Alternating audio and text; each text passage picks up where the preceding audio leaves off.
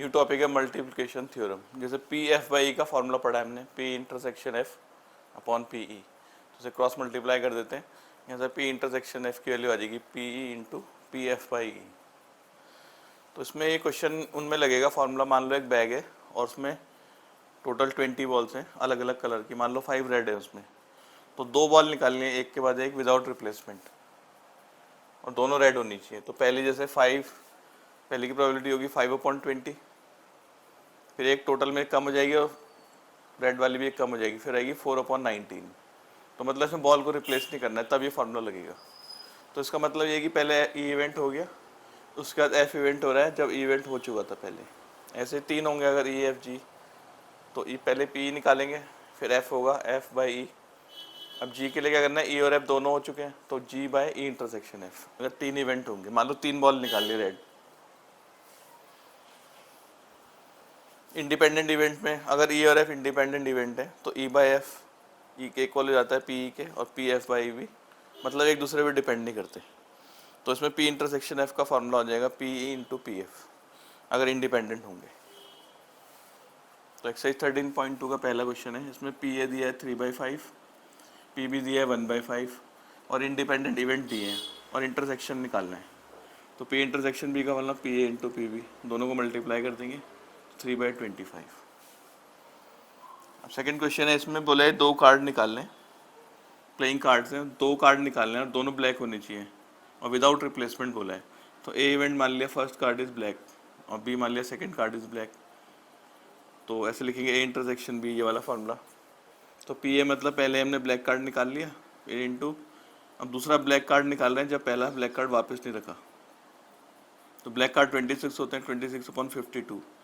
फिर जो black card निकाला था वापस नहीं रखा, तो ये 25 हो जाएंगे और टोटल भी जाएगा, टोटल में भी एक कम 51, उसको सॉल्व करोगे ही आ जाएगा। वैसे ऐसा भी कर सकते हैं, इसमें दोनों कार्ड एक साथ उठाने, तो हम लिख सकते हैं 26C2, मतलब 26 ब्लैक कार्ड है उसमें से 2 उठाने और नीचे टोटल 52C2, इससे भी यही आ जाएगा आंसर। क्वेश्चन 3 में दिया एक बॉक्स है, उसमें ऑरेंजेस हैं, टोटल 15 ऑरेंजेस हैं, उसमें 12 सही है और 3 उसमें ख़राब है।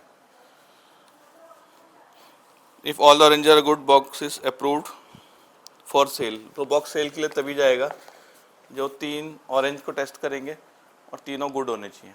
तो मान लेते हैं फर्स्ट ऑरेंज इज गुड और उसमें एक के बाद एक निकालना है विदाउट रिप्लेसमेंट, फिर बी है second orange is good, third orange is good, तो उसको P A intersection B intersection C. तो मतलब पहला हमने ए निकाला कि पहला ऑरेंज सही है, फिर इंटू सेकेंड ऑरेंज निकाला जब पहले वाले को रिप्लेस नहीं किया, और ये थर्ड वाला भी ऑरेंज वो भी गुड होगा, और जब हमने दोनों ऑरेंज पहले निकाल चुके हैं उन्हें वापस नहीं रखा है, तो टोटल ऑरेंजेस गुड ऑरेंजेस है 12 और नीचे 15। फिर जो एक ऑरेंज निकाल दिया बाहर, तो अगला जो गुड ऑरेंज वो 11 हो जाएंगे और टोटल में भी एक कम 14, इसको भी बाहर रख देना है। फिर एक और निकालना है तो एक कम और हो जाएगा, तो 10/13। तो सॉल्व कर लेंगे, 3 4 3 5 5 2 10 और 2 7 14, ये कैंसिल और ये 2 2 4, पूरा आ जाएगा 44/91।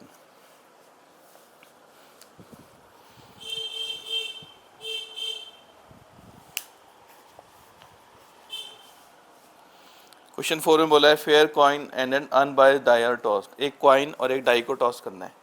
तो मान लो कॉइन को जब टॉस किया तो हेड आया और डाई को करा तो 1 आया, फिर हेड के साथ 2 आया, हेड के साथ 3, हेड के साथ 4, हेड के साथ 5, हेड के साथ 6।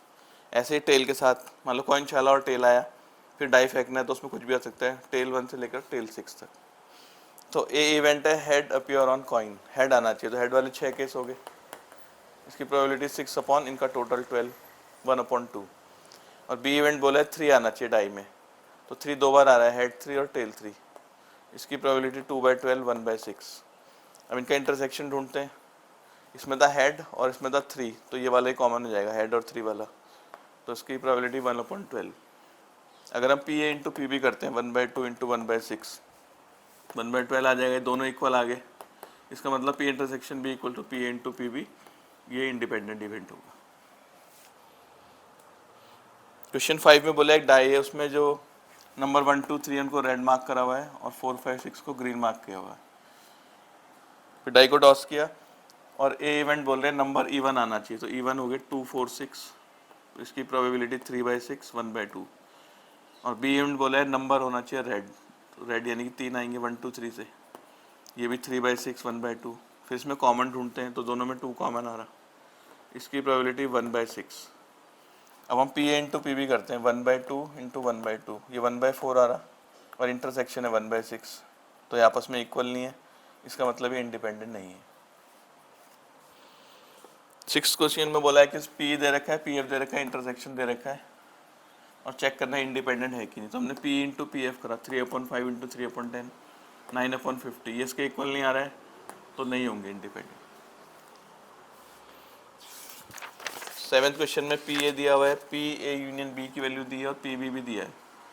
फर्स्ट पार्ट में बोले म्यूचुअली एक्सक्लूसिव इवेंट है, तो म्यूचुअली एक्सक्लूसिव में क्या होता है, ए इंटरसेक्शन बी की वैल्यू 0 होती है और हम ये पी ए यूनियन बी का फॉर्मूला लगाते हैं, P A plus P B minus P intersection B. तो P A union B 3/5, P A हो गया 1/2, इसकी वैल्यू पी ए और ये 0, यहाँ से पी की वैल्यू निकाल लेंगे, 3/5 माइनस 1/2 1/10।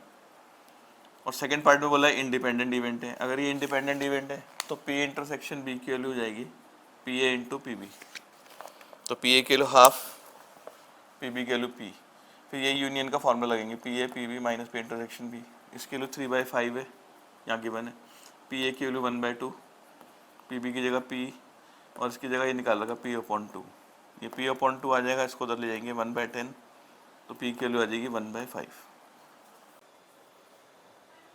क्वेश्चन नंबर 8 में पी ए की वैल्यू दे रखी है 0.3, पी बी की 0.4। फर्स्ट पार्ट में निकालना है पी ए इंटरसेक्शन बी, तो उसका फॉर्मूला था P A into P B, independent event दे रखे तो P A into P B 0.3 into 0.4 0.12। Second part में निकालना है P A union B, P A union B का फॉर्मूला है P A plus P B minus P A intersection B, P A 0.3, ये 0.4 और ये 0.12, इसको सॉल्व करके 0.58। थर्ड पार्ट में निकालना है पी ए बाई बी, इसका मतलब P intersection B upon P B, तो इंटरसेक्शन निकाल लगा 0.12 और पी बी की वैल्यू है 0.4, तो आ गया 0.3। फोर्थ पार्ट में निकालना है पी बी बाई ए, इसका intersection B upon P A, P intersection B की वैल्यू 0.12 और पी ए की वैल्यू 0.3, तो 0.4। क्वेश्चन 9 में पी ए दे रखा है 1/4, पी बी 1/2 और पी इंटरसेक्शन बी 1/8। इसमें निकालना है P not A and not B, तो पहले पी ए यूनियन बी निकालते हैं, P A plus P B minus P intersection B, तो इनकी वैल्यूज दे रखी हैं, इनको एलसीएम लेके सॉल्व करके 5/8। तो P not A and not B का फॉर्मूला है 1 minus P A union B, तो 1 माइनस 3/8 5/8 आ जाएगा। 10th क्वेश्चन में पी ए की वैल्यू दे रखी है 1/2, पी बी की 7/12 और नॉट ए और नॉट बी दिया है 1/4। नॉट ए और नॉट बी का फॉर्मूला होता है 1 minus P A intersection B, इसकी वैल्यू 1/4 है तो यहाँ से पी इंटरसेक्शन बी आ जाएगा 1 माइनस 1/4 3/4। फिर इसमें बताना है इंडिपेंडेंट इवेंट है कि नहीं, तो P A into P B करते हैं, ये आ गया 1/2 इंटू 7/12, ये आ जाएगा 7/24 और पी इंटरसेक्शन भी 3/4, मतलब इक्वल नहीं है आपस में, तो इसका मतलब इंडिपेंडेंट नहीं है। क्वेश्चन 11 में पी ए की वैल्यू 0.3, पी बी की वैल्यू 0.5 और उसमें पी ए एंड बी निकालना है, एंड का मतलब होता है इंटरसेक्शन, तो ये इंडिपेंडेंट इवेंट है तो P A into P B 0.3 into 0.6 0.18। इसमें निकाला है P and not B, A and not B, तो ए एंड का मतलब होता है इंटरसेक्शन, नॉट बी मतलब बी पे बार।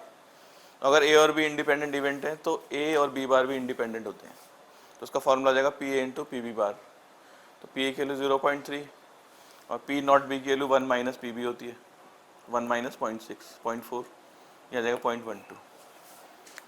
फिर निकालना है थर्ड पार्ट में ए और बी बोला है, और का मतलब होता है यूनियन, तो पी एन एन बी का फॉर्मूला है P A plus P B minus P intersection B, इनकी वैल्यू रख देंगे 0.3 0.6 0.18, इसको सॉल्व करके 0.72।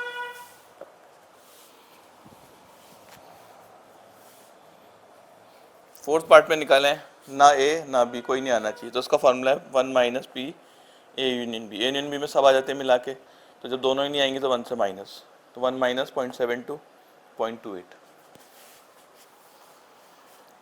क्वेश्चन 12 में बोला है अ डाइस टॉस थ्राइस, 3 बार फेंका डाई को, find the probability of getting an odd number at least once, मतलब कम से कम एक बार ऑड आना चाहिए, कम से कम एक बार या 2 बार या 3 बार भी आ सकता है। तो ये निकालना है getting odd number at least once. तो उसको ऐसे कर सकते हैं 1 माइनस, मान लो तीनों इवन नंबर आ गए और उसे 1 से माइनस कर देंगे तो एक ना एक ऑड जरूर रहेगा। तो हम निकालेंगे probability of getting even number in 3 tosses, सारे इवन आने चाहिए, पहला भी इवन, दूसरा भी इवन, तीसरा भी इवन, ये सब इंडिपेंडेंट इवेंट है। तो ये जाएगा P into P into P.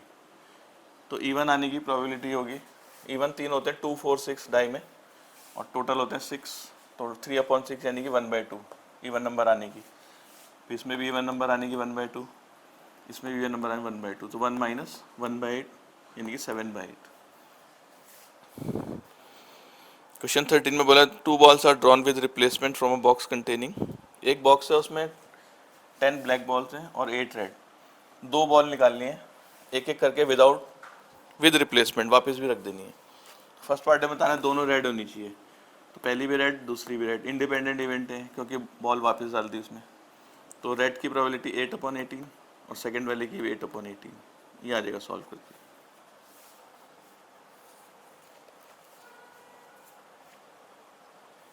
Second part में निकालना है ब्लैक, पहली वाली बॉल जो है वो ब्लैक आनी चाहिए और सेकेंड वाली रेड, तो पहली वाली ब्लैक सेकेंड वाली रेड, तो ब्लैक की प्रोबेबिलिटी 10/18 और रेड की 8/18। थर्ड पार्ट में बोला है one of them is black and other is red, मतलब एक ब्लैक होनी चाहिए और एक रेड। तो हो सकता है कि पहले ब्लैक आए फिर रेड आए, या हो सकता है पहले रेड आए फिर ब्लैक। तो हो जाएगा P B into P R और ये हो जाएगा P R into P B, independent event है। तो इसकी ब्लैक की प्रोबेबिलिटी 10/18, रेड की 8/18, ये सब रख देंगे यहाँ पर, बाकी सॉल्व करके आ। 14 क्वेश्चन में दिया है probability of solving specific problem, A और बी उस प्रॉब्लम को सॉल्व कर रहे हैं, ए के सॉल्व करने की प्रोबेबिलिटी 1/2 है और बी के सॉल्व करने की प्रोबेबिलिटी 1/3 है। तो फर्स्ट पार्ट में बताना है कि प्रॉब्लम सॉल्व हो गई। तो प्रॉब्लम सॉल्व होने का मतलब किसी ने कर दी, दोनों ने कर दी या एक ने कर दी, तो यूनियन निकालना है इसमें। इसका फॉर्मूला था P A plus P B minus P intersection B, इसके लिए 1/2 या 1/3 और पी इंटरसेक्शन बी की जगह P A into P B, independent event है, तो 1/2 इंटू 1/3, बाकी इसको सॉल्व करके आंसर।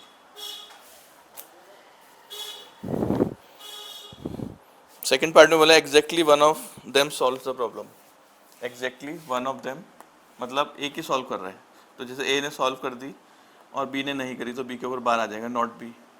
हो सकता है ए ने नहीं करी और बी ने कर दी, तो पी बी बार का फॉर्मूला होता है 1 माइनस पी बी, ना होने की प्रोबेबिलिटी निकालने के लिए 1 माइनस होने की। ऐसी पी ए बार के लिए 1 माइनस पी ए, हम सबकी वैल्यू रख देंगे 1/2, इसकी 1/3, 1/2, 1/3, ये आ जाएगा 2/3, ये आ जाएगा 1/2, तो ये जाएगा 2/6, 1/6, तो 3/6, ये आ जाएगा 1/2, ये है प्रोबेबिलिटीज। क्वेश्चन 15 में दिया है एक कार्ड निकालना है 52 कार्ड में से और बताना है कि कौन से केसेस में ई और एफ इंडिपेंडेंट है। फर्स्ट केस में ये है card drawn is spade, spade होते हैं 13, तो प्रोबेबिलिटी हो जाएगी 13/52, 1/4। और एफ इवेंट है card drawn is S, S होते हैं 4 इक्के, 4/52, 1/13। अब वो कॉमन ढूंढना है इंटरसेक्शन एफ, जो स्पेड भी हो और एस भी हो, तो एक कार्ड होता है, तो उसकी प्रोबेबिलिटी 1/52। तो हम पी इंटू पी एफ करते हैं, 1/4 इंटू 1/13, ये 1/52 आ गया, ये भी वही है, यानी कि P intersection F P into P F के इक्वल है, इसका मतलब इंडिपेंडेंट है। सेकेंड पार्ट में बोला है कार्ड ड्रॉन इज ब्लैक, तो ब्लैक होते हैं 26/52, 1/2। और एफ इवेंट में बोला है card drawn is king, king 4 होते हैं, 4/52, 1/13। और इंटरसेक्शन ढूंढना है जो ब्लैक भी हो और किंग भी हो, तो किंग 4 होते हैं, 2 रेड और 2 ब्लैक, तो यानी कि 2 ब्लैक कॉमन कार्ड हो गए, तो इसकी प्रोबेबिलिटी 2/52, 1/26। तो हम पी इंटू पी एफ करके देखते हैं, 1/2 इंटू 1/13, ये 1/26, और पी इंटरसेक्शन एफ का आंसर भी यही है, इसका मतलब ये इंडिपेंडेंट है। थर्ड पार्ट में कार्ड ड्रॉन इज किंग और क्वीन, तो 4 किंग होते हैं 4 क्वीन, टोटल 8 हो गए, 8/52, 2/13। एफ में कार्ड ड्रॉन इज क्वीन और जैक, तो क्वीन और जैक ये भी 4 होते हैं, ये भी 8/52। इसमें कॉमन ढूंढेंगे इंटरसेक्शन के लिए, तो दोनों में क्वीन कॉमन है, 4 हो गई, इसकी प्रोबेबिलिटी 4/52, 1/13। हम पी इंटू पी एफ करते हैं, 2/13 इंटू 2/13, ये आगे 4/169, तो पी इंटरसेक्शन एफ की वैल्यू 1/13 है, तो इक्वल नहीं है दोनों, यानी कि इंडिपेंडेंट नहीं है। 16 में दिया है हॉस्टल में 60% स्टूडेंट जो होते हैं हिंदी न्यूज़पेपर पढ़ते हैं, तो प्रोबेबिलिटी जाएगी हिंदी की 60/100। इंग्लिश न्यूज़पेपर पढ़ने वाले हैं 40%, यानी कि 40/100, और जो दोनों न्यूज़पेपर पढ़ते हैं इंटरसेक्शन वो है 20%, तो 20/100।